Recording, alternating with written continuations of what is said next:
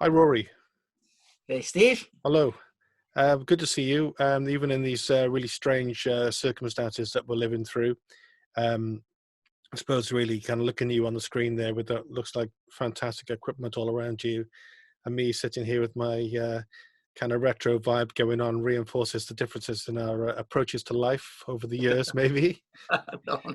Tell us, You can't see all the mess this year. That's the thing. well, you set up the shot really well then.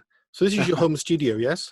Yes, yeah, Yeah. yeah. So tell me, do you want to just, because it's interesting, what's your kind of setup and what do you use Um, it for? it's a lit. Given how fast technology moves these days, it's just keeping up with everything is always Hmm. a struggle. So, I built a studio at home back in 2010. Um, Spent quite a lot of money at the time. Probably around the £30,000 mark, something stupid. But basically set up something that I'd always wanted to have as a musician and working at other people's studios generally all my professional music career. And then 2010, thought I'd really like to have my own space, particularly with the way my work was going at that time, where I was working on projects that were completely self-contained really, and having a base that I could collaborate from. So I've got a Pro Tools HD system, so I haven't upgraded from that yet. It does I do have to always work around things given how sort of powerful plugins have become and the CPU, the sort of intensity of everything. So, but it's an old system, but it works well and it still does me proud. You're calling that an old system. Well, yeah, I know it, but things go so Step into fast. my I mean, world. 10 years old, that's a big, I mean, Yeah. every 5 years, things you need to replace things. And I guess when you end up spending a lot of money on a Mac Pro back in 2010, it's always begrudging to try and spend the same amount so many years later. And then I had two children in that time as well. Eden was Oh, born in 2010 and my son Ellis was born in 2012. So all the money goes elsewhere and you yeah. start Yes. not being able to replace things as often Yeah. as you would like. Good few years ago, I rented out my house. I was living in Cardiff in St. Mellons at the time, and I rented out my house to this guy. And without going into details, even using his name, he was renting my place, and then he kind of took a long absence, and I actually had to go and chase him down in West Wales and knock on his door, right? But I remember, and it was all fine. He had some family issues and this, that, and the other, and it was all amicably sort of sorted. But I remember saying to him, we were talking about kids because I think he had about like 3 or 4 kids. I got 2, and he said, the thing with you totally relate to this. Is the problem with children is they'll take every penny you've got and more. Yes, It's just endless, isn't it? It's just endless. yeah, it is, and so I think it was April of 2010. Ended up with the dream studio that I always wished I'd had, probably It's for just 10 beautiful. years. And being able to do anything and everything. And then Eden was born in September, and she was born 3 months early, so we were just in hospital for about 3 months. Yeah.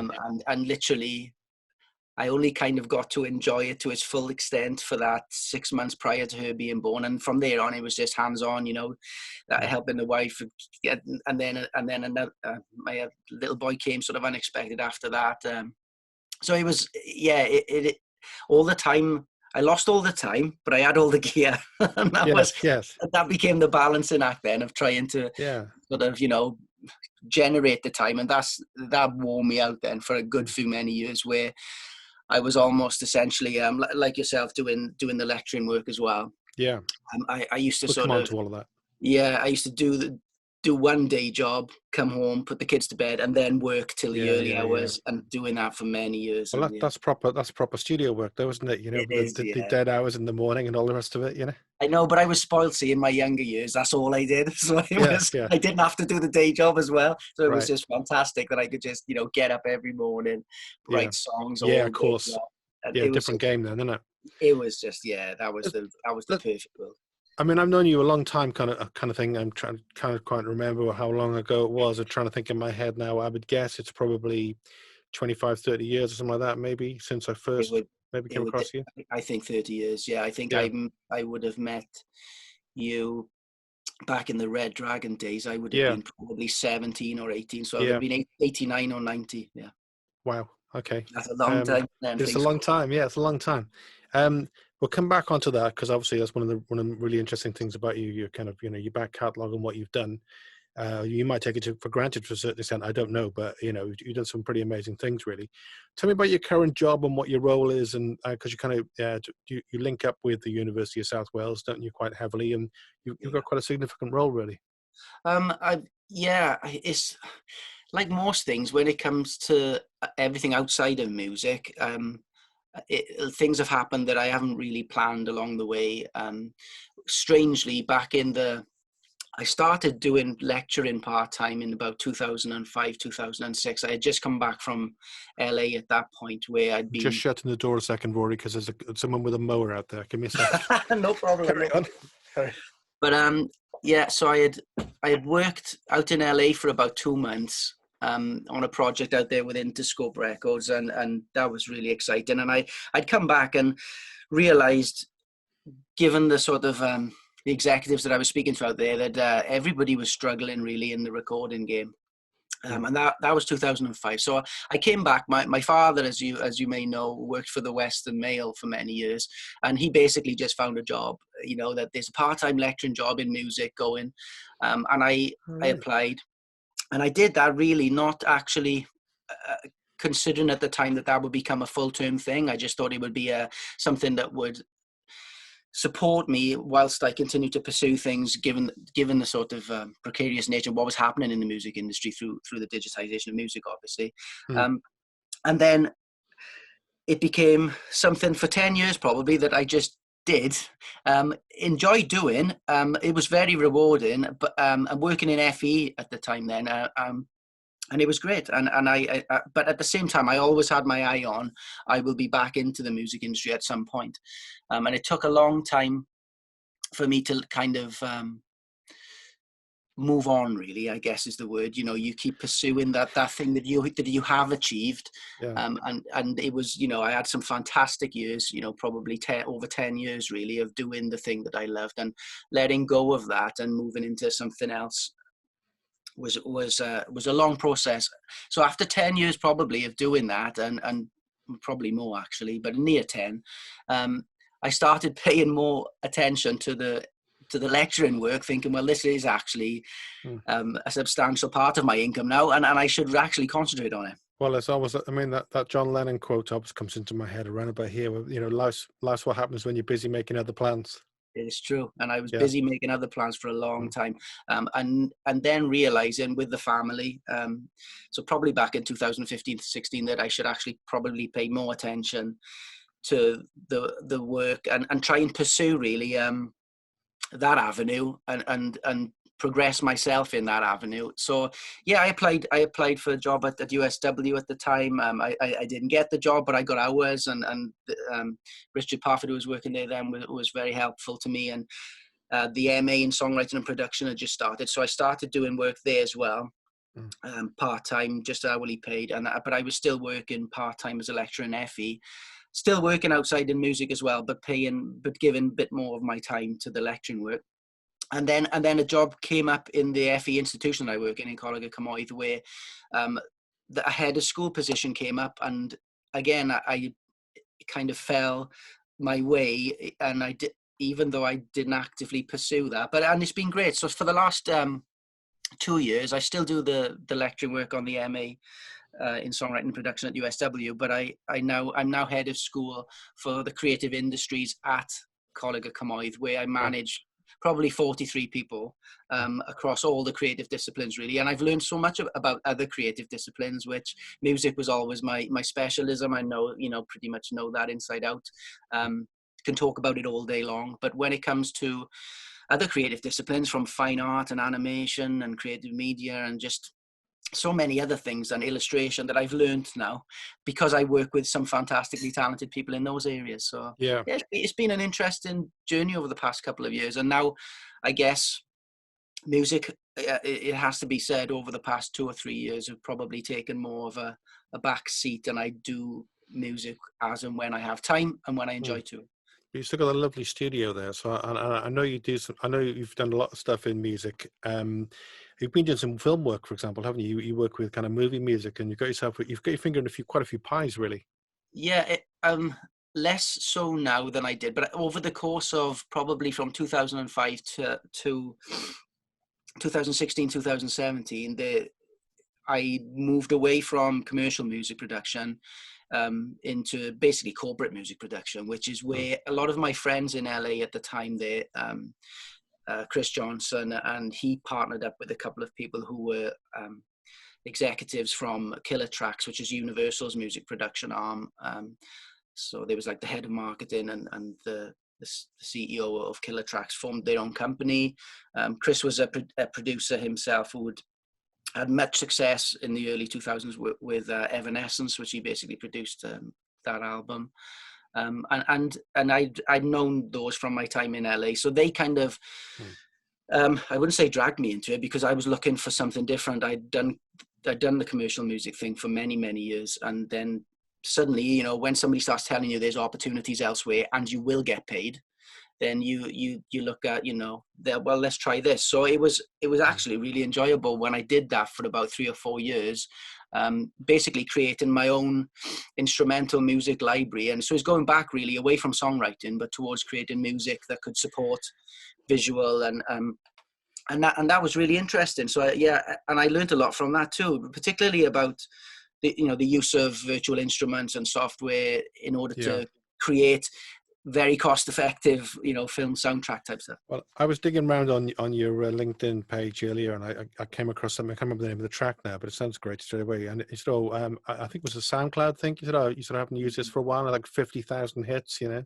Yeah. No, that was just fluky, because I mean, I've never really been a massive, probably to my detriment. And I talked to some of the MA students about this because it is very important. But apart from music, there's the other aspects to being a successful musician these days, very much a DIY world. And that sort of self-promotion and self-marketing thing is something I've never really ever been great at. Did you not need to do it though? Maybe were you lucky that way? I don't know. I'm quite a private person, to be honest with you. I don't put a lot of myself on social media anyway.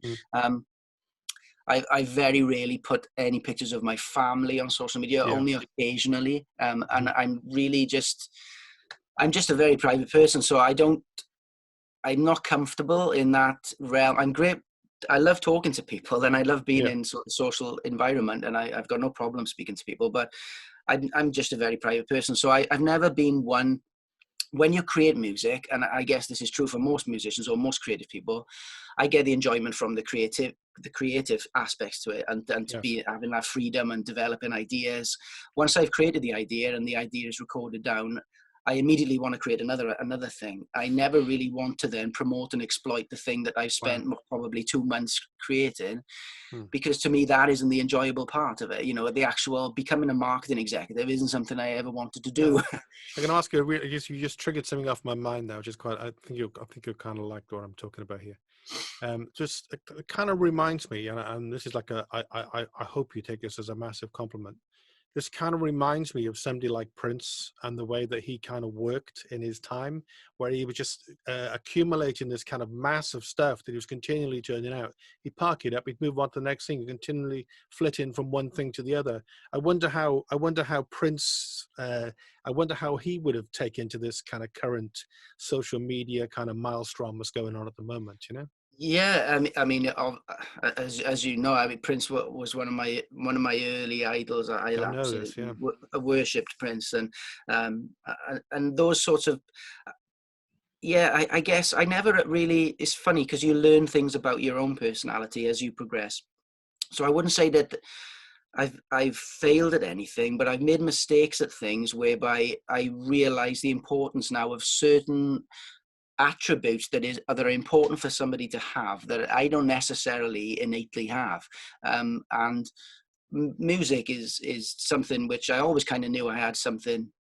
What you're probably like the same as when a kid goes and plays football and he's the best kid in the football team, or it's like that sort of thing. It never happened to me, but no, it never happened to me either, particularly not with football. Or with the line, the last one to be picked, You know, I mean, yeah, Perfect so goals. sport was never my thing, and I Yeah. discovered that at an early age. But Mm. music was one of those things where, you know, I pick up an instrument and I could do things, and I didn't know anybody. I didn't sort of have a friend who I could say was better than me at it at that time, you know. Mm. So when you're a young kid and you sort of, I say this to my own little boy, you know, you do lots and lots of different things, and you'll find you're good at something and you're better than other people at, and that's a good starting point, particularly if you Yeah. enjoy doing it.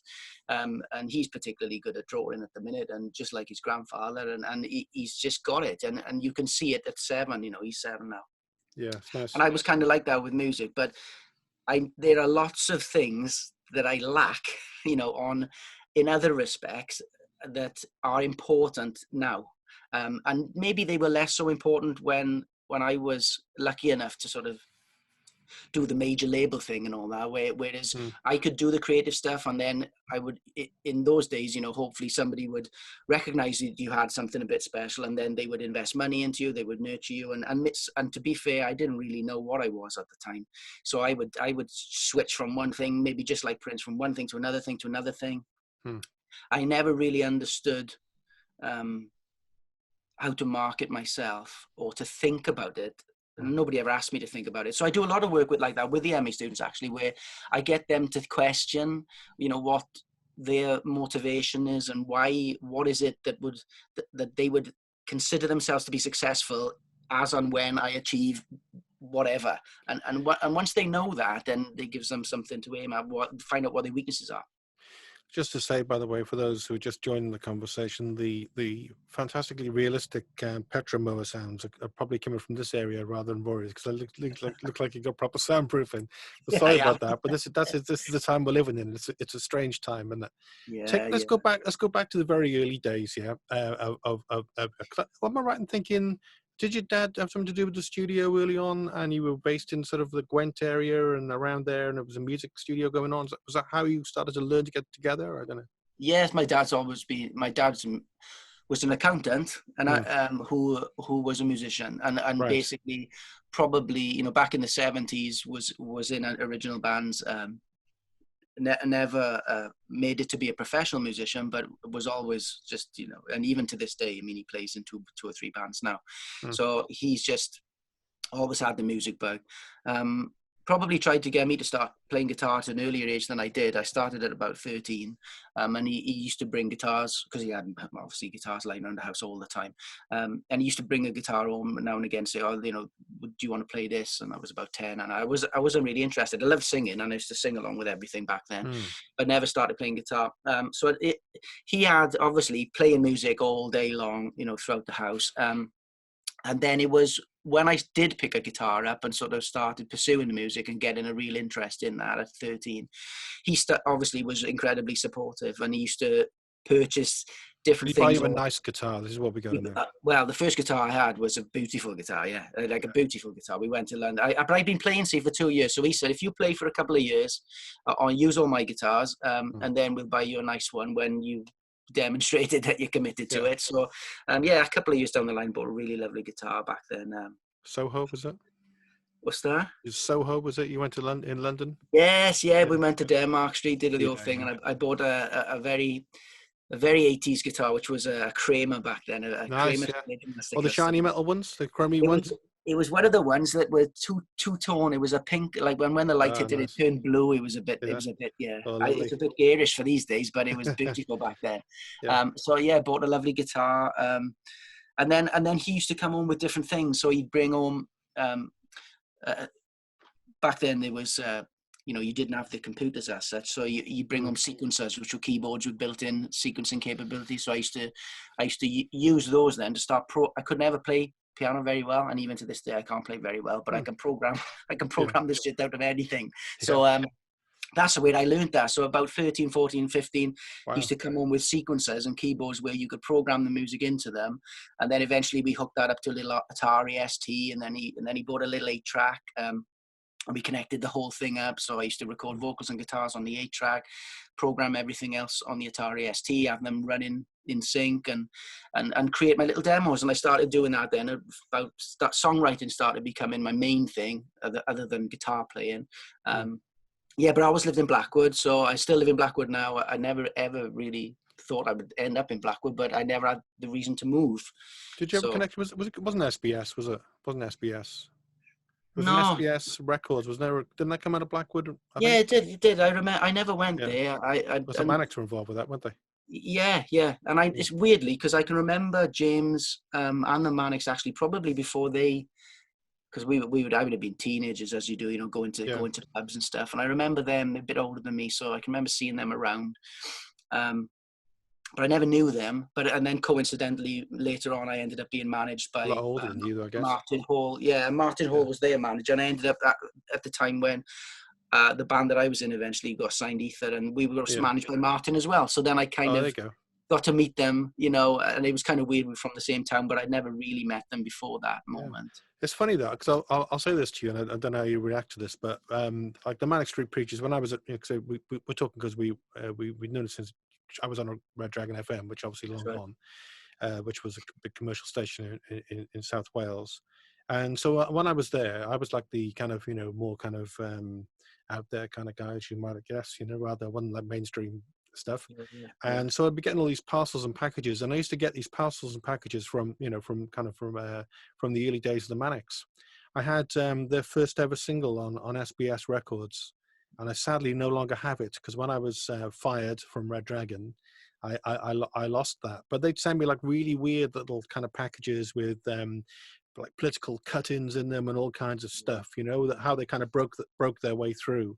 So Yeah. kind of bringing back a lot of memories now to talk to you. And I always said the Manic Street Preachers, this is the one for you because you're from Blackwood, yeah. It always struck me. I'm not saying specifically Blackwood. I'm not saying that at all. But it struck me with the Manic Street Preachers, with what they're about kind of politically, they kind of pretty well had to come from where they came from in terms of what they had to say. Like, Yeah, yeah, think about libraries giving us power and all this stuff, and yeah. fighting back and emancipation, all that stuff, I mean, but fair play to them. I mean, a lot more well-read than me. I mean, back when I was started creating music, I mean, the lyrics were the last on my list to really become, that's the honest to God's truth. I mean, I've written some terrible lyrics, and you look back and I cringe and you think, well, but that's kind of the way it should be. If you're not cringing, you're not learning anything. So, but I remember looking back at those, fair play, that the combination of songwriting talents in the band, whether the musical input of James Dean Bradfield and Richie and all the sort of political leanings then that are coming from each member of the band and forming kind of an identity that again, coming back to a marketing perspective, that was something I never really had. I wasn't really aware of. So yeah, those are the sorts of things, as you know, probably when you get into teaching other people, you look back at your own landscape that you've walked and you think, well, what can I impart some sort of knowledge to somebody that will give them a head start, and I would have loved to have had somebody give me the head start and make me think about things in a different way, because I probably didn't really start paying massive attention to lyrics until probably late in my 20s, sadly. Wow. But Wow. that's yeah. By which time the ether had peaked by then? Yeah, well, gone. It had come and gone by then. Yeah. I mean, I think strangely, going back to you talking about those Red Dragon days, but the role that you played back then, and I don't know if it exists now. I don't really analyze the sort of regional musical landscape in any It's way. not very healthy. No, I can imagine. And the entire global bloody music isn't healthy. But when you look back to those days, where you have maybe someone who's creating original music, and I never wanted to be, part of a cover band or anything like that. So they were those kids now. I taught some of these kids now, who are modern day versions of, say, the way I was there, who are not ever going to be in a wedding band or a cover band, but they are true artists. They've got a tougher route. But going back to Red Dragon anyway, it's like what you did back then with your show. It was the first radio show I was ever on. And you were really supportive of young people creating original music. And I remember coming down, being interviewed, with yourself back. I must have been 17 or 18 at the time, or maybe even younger than that, maybe 16 or 17. Wow. But those, you were doing that service there, and I don't. And on at the time, the leading, radio station probably in Wales at the time, you know. So Well, thank you. those days are, and I don't, you know, I mean, maybe it's my ignorance now, but I don't see No. that level of support maybe from. No, I mean that's another interview really. But I was there. It was really interesting the way my journey in radio went, and I think I was there. I was lucky to be there at that time because I don't think it's the same anymore. But I totally loved your band, you know. But you know that. Yeah. And I used to play your stuff Thank all you. the time, and it was great to have you on. And I was just really pleased for you that it worked out the way it did. But Yeah, but weirdly, they're talking yeah, about your radio show. It was mm. your radio show, and the music. When I used to come down, I make all these little demos on my 8-track, and Oh yeah, that's the stuff that you were playing at the time. So it was mm. stuff that I had programmed everything, written everything, you know, whether the lyrics were poor or not. But it was melodically pretty good, and you were playing it, and it was because you played it on Red Dragon that Gareth, who ended up who was the bass player in Ether, who was from Cardiff, heard that music on your show and wrote into you to find out, and I think it was you then who gave him my number. Well, And that's how, yeah, you might not even know that, but so no, I met Gareth don't remember through now. you broadcasting those Oh, songs great. on that show, because he was from Cardiff. I mean, Brett was from Pontypridd Yeah, as a drummer. Church Village, I think. Yeah. Yeah, and you know, and I did a bunch of auditions at the time, you know, been trying to get a great band. But Gareth was, you know, that's how I met him, you know, through your Wow. radio show, and through him just liking a song on the radio, Yeah, you know, going, yeah. I want to meet that person. So, That's yeah, nice. brilliant. I keep in touch with Brett a little bit. I haven't seen him for years, but I mean, I keep in touch with him. Obviously, he's running his drum shop now, isn't he? That's right. Yeah. Trying to at the moment, isn't it? Online stuff, I suppose. Yeah. Tell me about the kind of because I don't know whether it's still kind of looking back on it now how euphoric it was for you at the time, or maybe it wasn't. I don't know. Sure, it was Sony Records, wasn't it? You signed, was that a big deal with? Tell me It about the was. journey towards getting that big deal. Yeah, it was EMI. So Parlophone we signed with. Okay, Parlophone, yeah. There were a couple of different labels at the time that, Hmm. but literally, so for 4 years or so, I was doing all the kind of actually probably 6 years, maybe near enough, where from about 18 onwards, where I was gigging all the time, doing original shows. There wasn't that many original venues to play, so we'd do the odd one, like 3 maybe a year in Blackwood Stewart, and we'd play down a few pubs in Cardiff. But at the time, again, I never really paid much attention to the commercial landscape at that time. So there were certain bands that I did really like that we kind of tried to tag along the back of their success, as you kind of do. If you see a band being successful, you think, oh, well, we kind of a similar thing. Who was that? At the time, that would probably have been in the early 90s, probably Jamiroquai, which were doing this sort of acid jazz funk type stuff. And I always loved Prince, so there wasn't a big extension. He was doing that sort of Stevie Wonder thing and the early Jamiroquai stuff, which was really great. And I thought, oh, well, we could ride off the back of that sort of acid jazz scene for a while.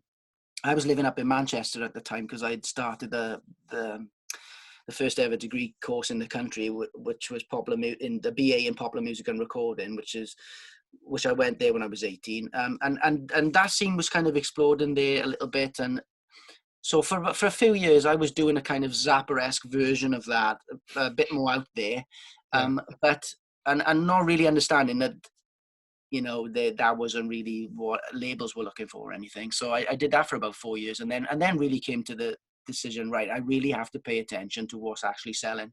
So when Britpop started taking off, I can remember Supergrass going to #1 with All Right, and I thought, you know what, I could write a few songs like that. I'm just going to write a few songs that are just guitar, bass, and drums, nothing, no fancy brass arrangements or string arrangements or anything, just simple guitar, bass, and drums. So I wrote a bunch of songs like that, and in a week I wrote about 3 or 4 songs that were Beatlesque, happy-go-lucky kind of pop songs.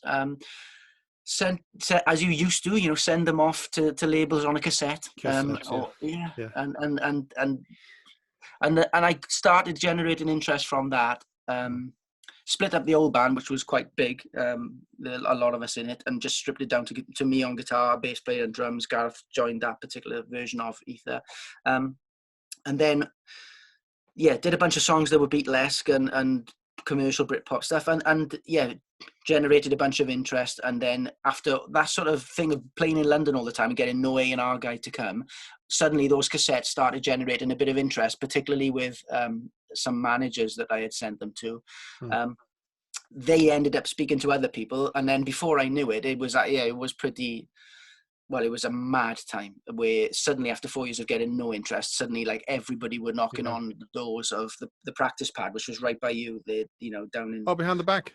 yeah, Around the back where Red Dragon used to be. yeah, and That's then where I people first were, met Keris from Catatonia in that same rehearsal there. that's right, Place, funny enough. yeah. It Yeah. was a brilliant place there, and we ended up then being asked by managers just to rehearse, and they were going to come down, and Oh before I yeah. knew it, a guy from Parlophone just came running through the door Yeah. and just said, "I've been tipped off that you're going to be here this morning," Hmm. and he was a really enthused. He's my age What's at the his time, name? so he was 23.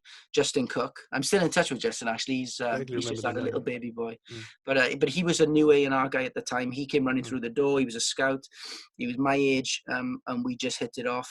And he took the tape back to London, and then before I knew it, I was playing for Keith Wozencroft there, who signed Radiohead and Supergrass, and they were offering something from Parlophone. That was mad. Yeah, that happened within the course of about 3 or 4 weeks, Hmm. and just after that, that would have been June 1996, and I think we were signed then to Parlophone EMI in June, and the Stereophonics signed to V2 in July. So that was What like year was the that? Sorry, Rory. 1996. Right. Okay. So Yeah. that was basically the year then the two Hmm. bands from the valleys in South Wales, they signed to V2, we signed to EMI, and there was that massive Yeah. explosion then of interest by A&R guys in the Yeah. South Wales scene, and that Cool Cymru thing sort of took off. Yeah, well, yeah. I mean, that's another story again. Have you ever read the book by David Owens about that? By the way, about it's mostly about Keris. It's a great book. But Yeah, you Dave's a should great read it. writer. I'll send you a link to it afterwards. But just very briefly on that, what was interesting to me is kind of being in the radio side of things, because I always had this passion for bands and music and sort of help working with bands, because I've been a musician myself and whatever. I loved all of that, and it was that Cool Cymru thing was like, to me, was always a bit of an urban myth. It was like you say with the A&R guys. I don't know whether Ether ever played on one of the nights I used to put on Club Evo years ago, but I used to do these gigs at Club Evo with bands. Did you ever play on a gig with me? Yeah, I think we did. I think we did. That would have been probably around that time you were doing them in Just 95, before then, 96. just before you got Yeah, signed, yeah. probably, yeah. I think we did. Because we had Stereophonics, like That's right. as well, and they would, Yeah. the record labels were like leaping all over them, But it was like a funny thing with being Welsh, and like when I was kind of that age, 17, 18, Wales was pretty well the kind of laughing stock of the music business. Nobody wanted to know, oh, you're from Wales. Oh, I'm sorry, it was like that, really. It was, yeah. And then all of a sudden, it's a little bit of this, and they're like these leeches, it's almost like a flotilla of taxis from London, and they go to this city, rip everything out of it, move on, and for a little while it was Wales, and it was great while it lasted, but Yeah, it unfortunately, was. it's a transient thing.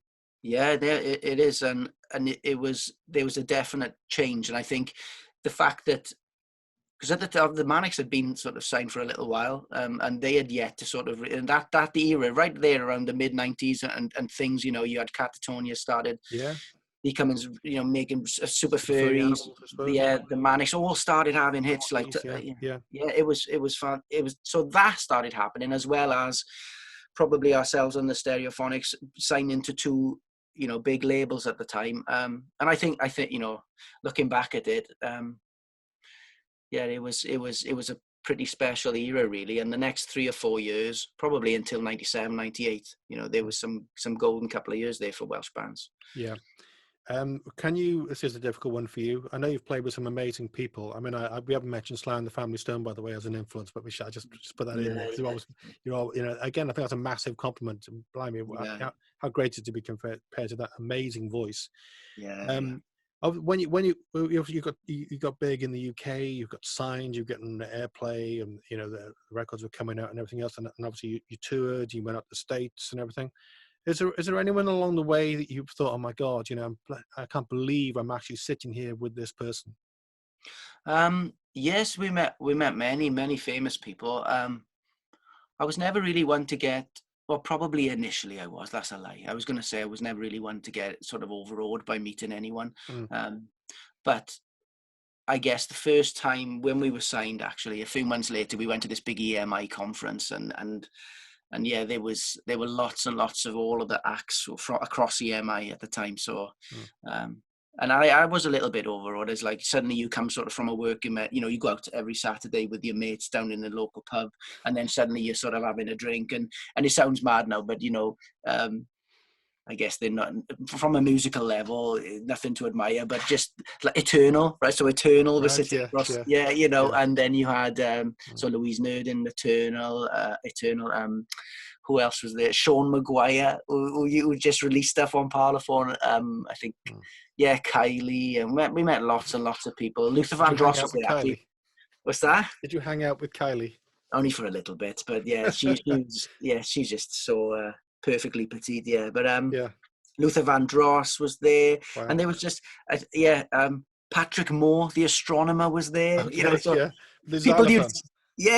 I met him in the toilets. That was Yeah. funny. So so lots of things like that. Initially, after sort of going from June, where you're this unknown band, you signed to EMI. I think that was probably around September, October that year, and then suddenly you're in a room with these other people, and that's a bit. Yeah. It is for anybody really. It's a bit overwhelming at first, but then we ended up meeting lots of great people. Probably Mick Jagger was one of the most. Wow. What was he like? Lovely, Yeah. really lovely, yeah. And we met him in a recording studio actually, and again, I used to keep myself to myself a lot, so I didn't ever go and bother those people. I'd see them there. Brett was always like the Mr. Socialite. Yeah. So he would always be, can I have an autograph for my sister, and Picture.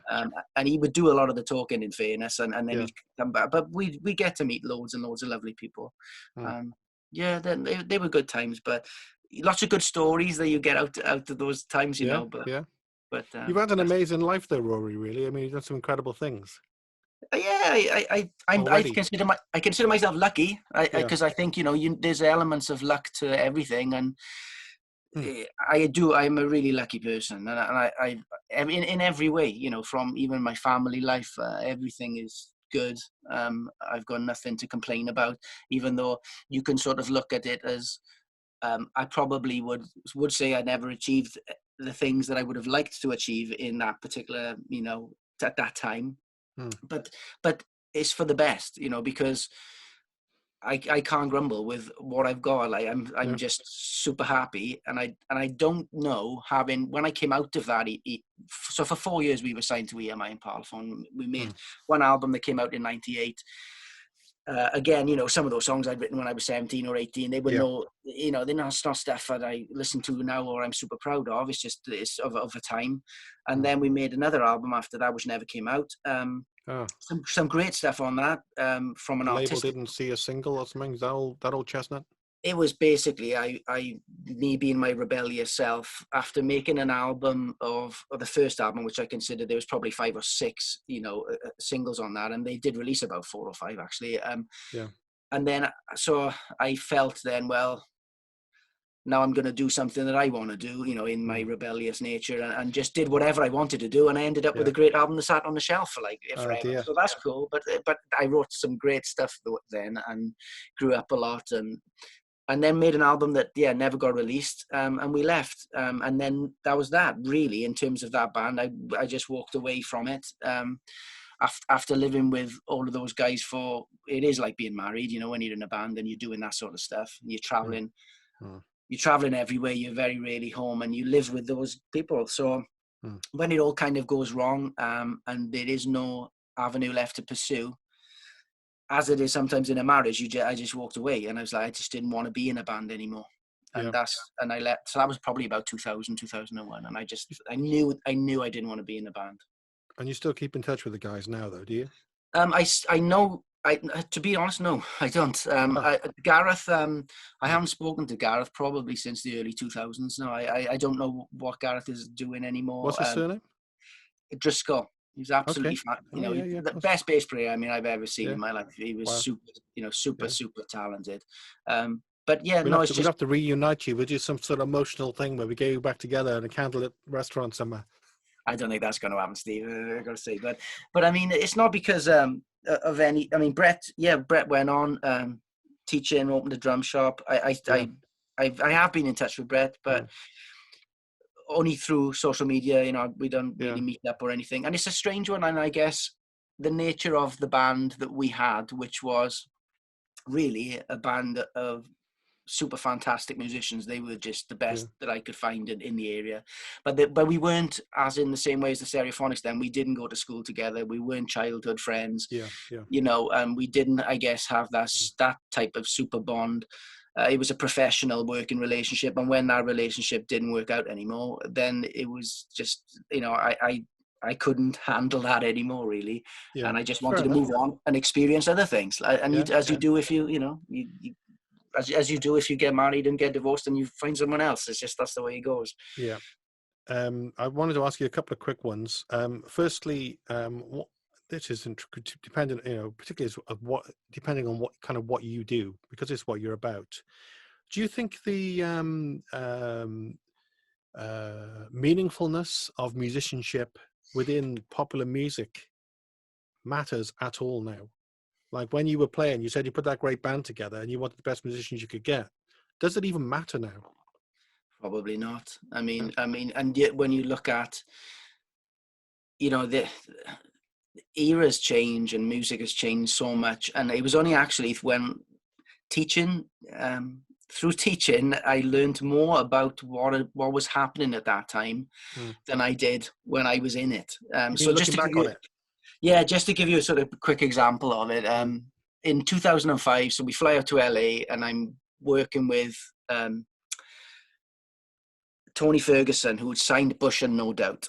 And he's the guy basically who pulled us out there. Warner Chappell, I was still signed to Warner Chappell up until 2009. So they co-funded that trip, but Interscope was super interested. And Jimmy Iovine, who signed Justin Timberlake and the Black Eyed Peas, basically give Tony the okay, right, get these. I was working on a different project then with a singer. So get these two kids over. I still class myself as kids, even though I was in my 30s, right? But even now my wife says, "You're not a kid." I'm going, I know, but I feel like one. So anyway, so they said, get these kids over. I was 33 at the time, and Catherine, who I was working with, was 30. So it was like, this was our last shot, you know, we're going over to LA. And anyway, so we land, I think, the first day, and they're going to set up over the course of 2 months, us working with different writer-producer teams. So I'd never experienced that on that level before. I worked with lots of other writers, but to be farmed around really the cream of the crop in LA, and to pop in and write songs with this team and that team, it was just like absolutely mind blowing. So we land on the first day, and Tony goes, "I got to go to a conference." He said, "There's this thing called MySpace. If you know, this is going back, right? There's this thing called MySpace, and I don't really know what it is. So there's the guy who started MySpace is giving a conference to the music industry. He said, you know, kids are just making web pages or whatever, uploading music, blah, blah, blah, blah. So you walk around Sunset Boulevard for a couple of hours. I'll go to this conference, and then we'll meet up afterwards and we'll start planning stuff." So myself and Catherine walk up and down Sunset Boulevard, pop in a couple of shops, and then he comes out to this conference. So and I asked him, I said, "Well, what was it about then, Tony?" And he said, I haven't got a clue. I don't know what it's about. So he said, at the end of the day, these kids, they're just making websites. I don't even know. So this was June 2005. So I came back after this experience, been out there, done all this work, and I started teaching the September of that year. So this is 3 months later, right? So get this part-time job, do a bit of lecturing, walk into a classroom full of 16, 17-year-old kids, and they're all on MySpace. Right. And I go, right, I've just come from LA like 2 months ago, and the leading senior executive of Universal was telling me about this thing, but I hadn't seen it. I said, "So what is it?" So the kids now in Cloyna Pier in Tonopandi start telling me what MySpace is and what they are doing on it. And I was like, whoa, like, you know, these kids can tell me more than the executive of Interscope at the time. So that was like an eye-opener. The fact is that the top brass had no idea what young people were doing. That's a really interesting point you're making there, isn't it? I mean, that's quite a profound thing you're saying there. That actual snapshot of that what you just said is where the people are kind of, you know, if you like, those people who consider themselves or are perceived as being the powers that be actually have no clue what's going on. It's the youngsters who actually have it. Yeah. And that was like the best example I've ever seen of that happening, whereby, so roll forward about 5 years and I'm teaching kind of now to other 16, 17 and 18-year-old kids, what has happened in the music industry since 2000 or 2001, and where are we now, like 2010, 12, 13, and you analyze all the data from, the collapse in the recorded music market, in revenue from recorded music, and you look at the collapse of like near 70% globally. And then you look at 2005, where you are on that curve, and you go, whoa, like we were like kind of, it would really started happening then. And that's where I was at that point in my career, and move forward 7 years and we're right down here, and you can see how the landscape lies really for that investment in new young and one thing that I don't think anybody ever mentions is that we've probably lost an entire generation of artists in that time. People who probably would have made it, who would have been the next David Bowie, or would have been, but because the investment in young, talented kids never happened, you've lost them, and you don't even know it, because they're probably doing something else now. Yeah, and that's the way it is. It's sad. I think that's going on all the time, actually. Yeah. Even more now, maybe. Yeah. And then, I mean, MySpace was kind of like the kind of digital equivalent of Cool Cymru, really. It was there, it was massive, it was gone. Bang. It's just funny how these things kind of spin around, isn't it? Yeah. I wanted to ask you one more thing, and that is about, because I've got this podcast series called Creatrium, and I speak to people associated with the University of South Wales predominantly, but it could be alumni, it could be professors, could be whoever really, current students, whatever really. But this idea of creativity and what kind of creativity means to you, and how it inhabits what you do in your kind of, your day job, if you like, the stuff you do in sort of academia and teaching. What is creativity? How does it feed through what you do?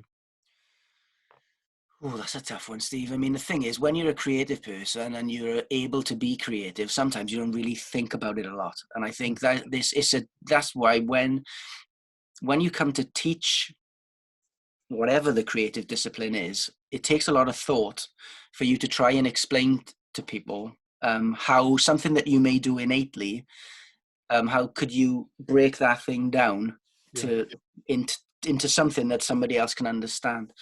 I think I'm good at doing that on a musical level. In terms of my own creativity or what it means to me, it's almost like I wouldn't say it applies to any particular discipline, like being creative. I wouldn't say that, so being creative musically or being creative artistically,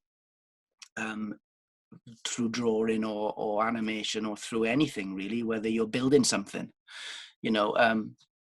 this is something, it's all, whether it's like a force or something, I don't even know what it is. I'm getting like sort of Star Wars Jedi type stuff now, but it's something that you can kind of just, I think that thing of nurturing creativity in young people and not losing that through the journey of through education, and I don't know, that's a bigger conversation again, but enabling, I try my best to enable my children to be creative all the time. As you said, with the artwork. Yeah, to draw, to build things. And I think I'm hoping, looking at sort of this new curriculum for Wales, which is planned, and and my daughter will actually be probably the first year group in secondary school to sort of come out of that at 2026. Looking at sort of the expressive arts and the way that hopefully artistic and creative endeavors during school will be supported and nurtured more rather than pushed to the side, and dropped out of certain school choices and stuff, as has happened probably in the last 10 years through other initiatives, whether they're deemed more important. But I think those things, putting an emphasis back on those things is a really, really positive thing, because creativity doesn't really apply to any one thing. It's just a mindset. And if it's in your mindset that in order to think creatively about anything, even if you're a manager or a course leader or anything, a senior leader, if you can't think creatively about how to problem solve and critically think about something, then it's to your detriment, I think. So being a creative person, I feel that I'm lucky in that I've, that attention to detail, looking at things from different points of view and perspectives, they're all just like part of your nature, as they would be with you, because any creative person is that way inclined. As opposed sometimes maybe if you think of, I say this to my to my little boy actually is like so for example, he likes drawing, but he also loves maths. And I said, that's really great, because you should develop your scientific skills. And you think of somebody like Michelangelo, and he was an engineer and he was That's a mathematics. mathematician, and he was creative. So Yeah. having all of those parts of your toolbox, I mean, I think they're super important. And I just, I don't, in terms of how it applies to me, I don't know. It's very difficult to explain from your own perspective because you kind of innately do them because that has been your learning journey as you've grown up. Yeah. So, but it's how do you describe thinking creatively to your learners? Well, I'll come at that a slightly different way. I'm just trying to think while we're talking about the last time I would have interviewed you. Blimey, I think what would have been, it would have been the early to mid 90s, wouldn't it? Yeah, Yeah, it's really great to catch up. it is great. Um, Yeah. I think I'd come at that idea of creativity in a slightly different way. The creatrium is a portmanteau of creativity and the atrium, which is where I'm kind of based. So I think I kind of use my creative mind to, I suppose, to investigate creativity in others. And I don't mean that as a cop out. I mean, it's genuinely what I do. So the first ever episode was a guy called Professor Joseph Sabalo. I don't know if you've met, but he's a phenomenal musician, a beautiful singer, and he's a professor of storytelling. So he tells stories through song. So it's just really interesting to investigate kind of creativity. The other thing is, over the last few years, I've been teaching at the university for 18 years now, but I've put together this thing, which I've always threatened to do, which is like several hour-long kind of sessions about creativity, but I've always parked them up. I've built up all this stuff, but I've never felt the time to kind of impose it. I'm not really sure how much the students would buy into it, maybe for the same reason that you're saying, as creativity is something that we do, but we don't consider and reflect on. It's just something that we do. So if we sit back and try and investigate it, I don't know whether it works as a kind of exchange of creative and learning experience. I mean, there's elements of experimentation and obviously there are strategies I think that you can employ to be more creative. And I do think, there are certainly tools to help you be creative and Yeah, to think sure. creatively. But in terms of, as a musician, then if I talk about or as a composer or a writer in that respect, I mean, I think being creative is just something that I don't think about. Yes.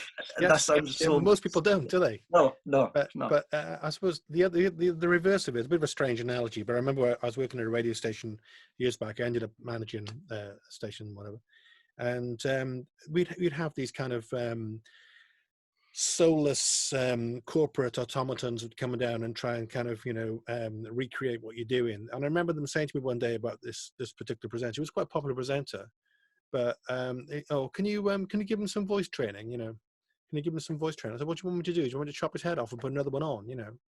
He is who he is. Yeah. You can't create. Unless you stick another head on somebody, they're going to be that person.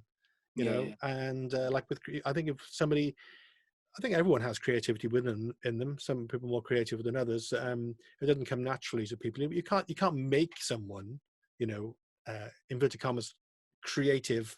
Can you? No. I think sometimes as well though that in order to try and generate, because I guess this is part of our work really at the university, where you're trying to inspire and motivate and facilitate creativity in others.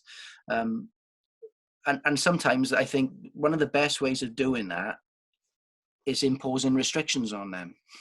Yeah. And that sounds a bit mad, but if you tell them what they can't do and force them to think about the things that they can do and how to do those, then rather than creativity almost being like this incredibly blank canvas, and I always find I used to work best like this. It is.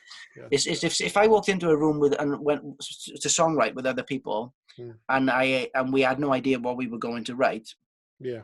It would generally be a longer process in terms of finding a pathway than it is if we went into that room and had a discussion about what we needed to do and what everybody's preferences were.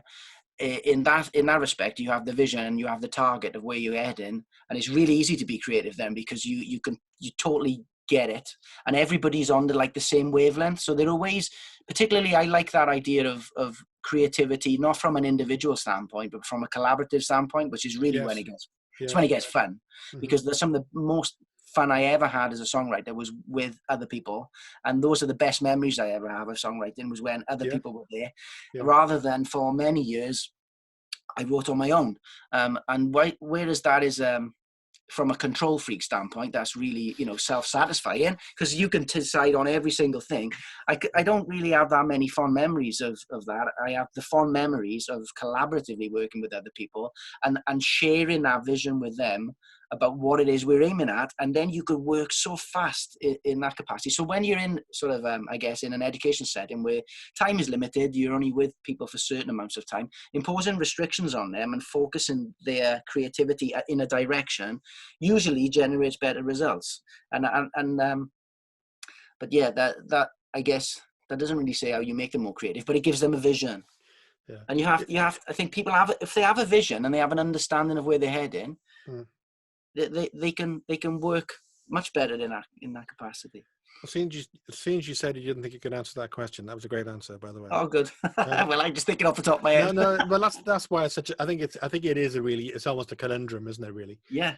But Rory, it's been absolutely fantastic to catch up with you anyway. Really, really interesting. Thanks very much. Stay safe, keep well, and look after yourself. And hopefully we'll catch up physically at some point in the near future. Yeah. Look after yourself, Steve. Thanks a lot. Thank you, man. Take care. Yeah. Stay safe. To that. Thank you. Bye bye.